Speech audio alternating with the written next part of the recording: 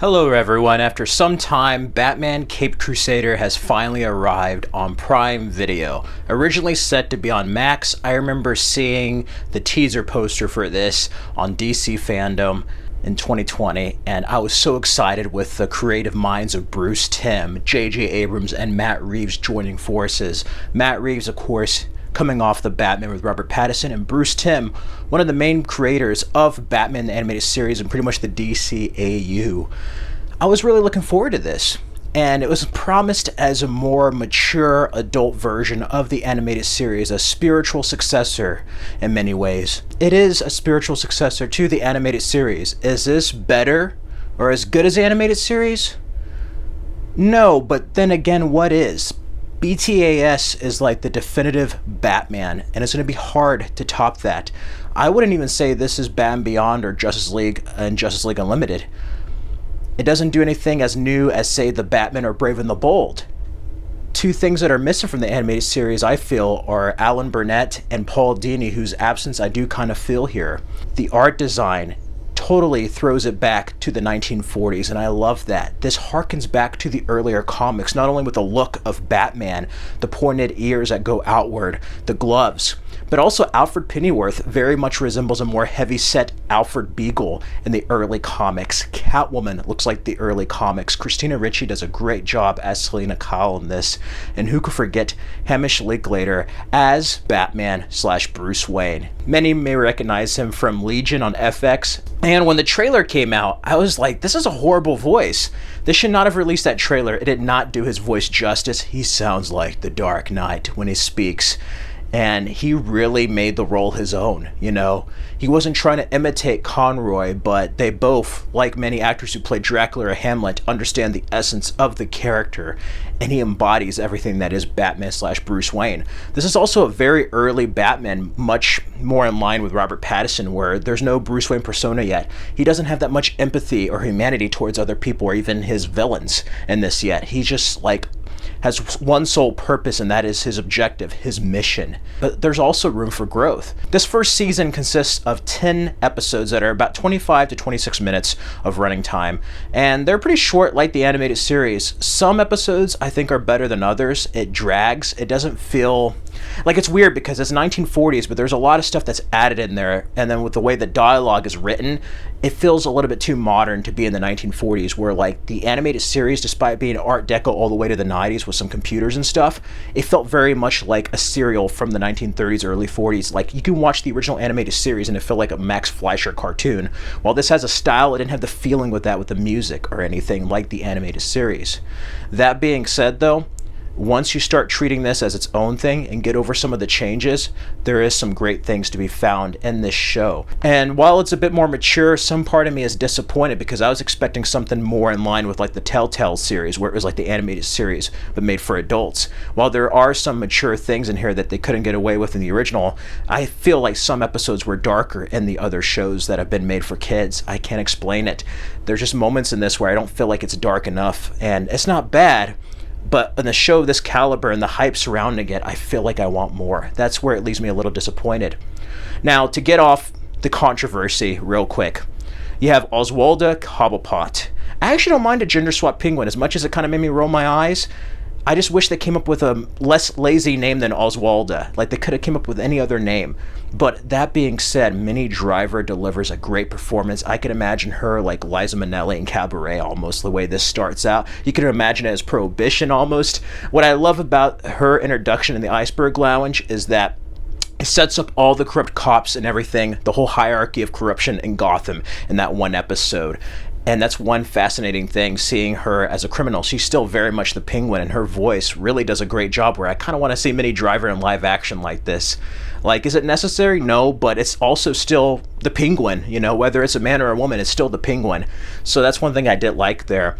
You also have Harley Quinn, and Harley Quinn is a bit different in this. She doesn't have the Joker. In many ways, she reminded me more of Mia Sara in Birds of Prey on WB. Do you guys remember that? Where she was a therapist, but she had some darker undertones, some more malicious plans, behind closed doors in the shadows, and that's what this Harley Quinn reminds me of. She has a romance with Renee Montoya, and Renee Montoya, of course, is no stranger to having romance. We've seen it on Batwoman, we've seen it in the comics. I feel like they could have done more with that. I was left a little bit disappointed to where I was like, I feel like I'm wasting my time here. You're not doing anything substantial to move the plot forward, and I've seen better Renee Montoya romances in other shows. This one's just feeling a little lackluster to me. I love seeing the different incarnation of Barbara Gordon. She's a lawyer now. Some part of her character kind of remind me a little bit of the Barbara Gordon we see in the Batman 89 sequel comics from Michael Keaton. Harvey Dent is great in this, an attorney, but also he's kind of corrupt before he's disfigured, and that kind of goes back to the Telltale where there's like other sides of him.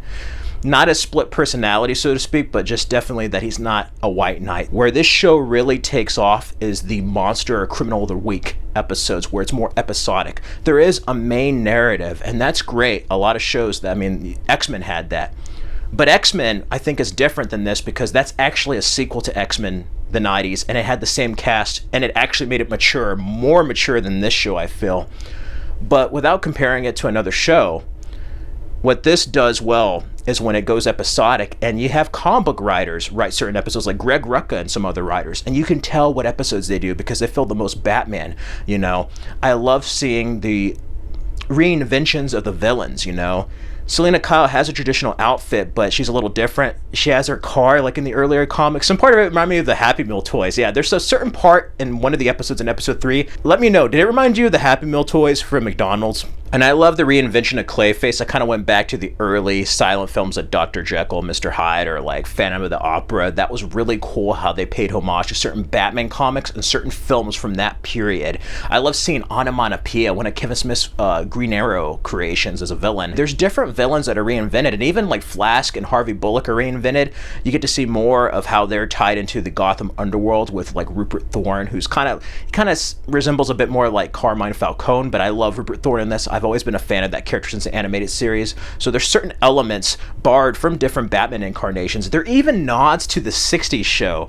And that's one thing brilliant that Batman Caped Crusader does, is that it honors the 40s era while feeling a bit too modern at times.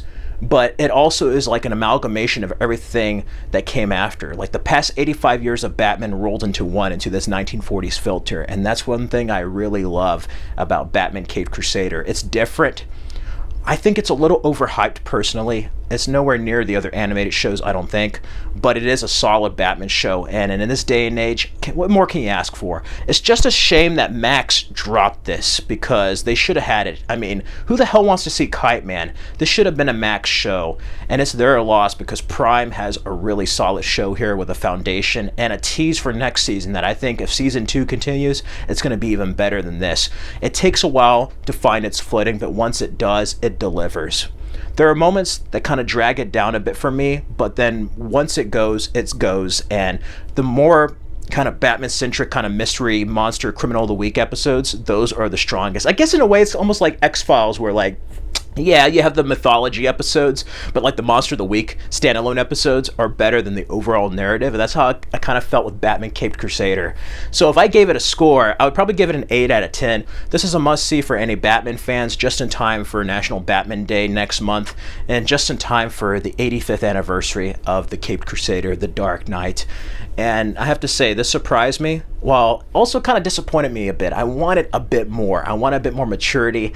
It was good, but after X-Men 97, a lot of these other cartoon shows are really going to have to step it up a notch. But overall, this was a solid outing. And yeah, some people may have a preference for one Batman or the other. Don't knock people down for liking this or hating this.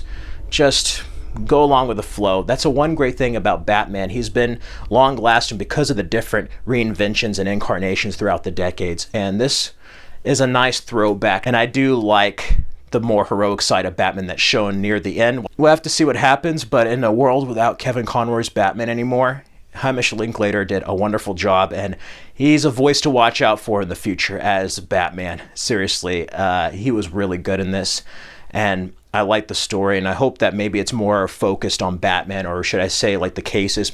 Have it a bit more episodic next year. If they get season 2, just kind of go more into the animated series format, and I think you would hit your stride because there are moments of greatness in this. That's just my overall thoughts of season 1 of Batman Caped Crusader. Let me know down in the comments below. Have you seen Caped Crusader yet? What did you think of it? Please be respectful to one another out there. In the meantime, you can check out these other Batman-related videos for more content. Till next time.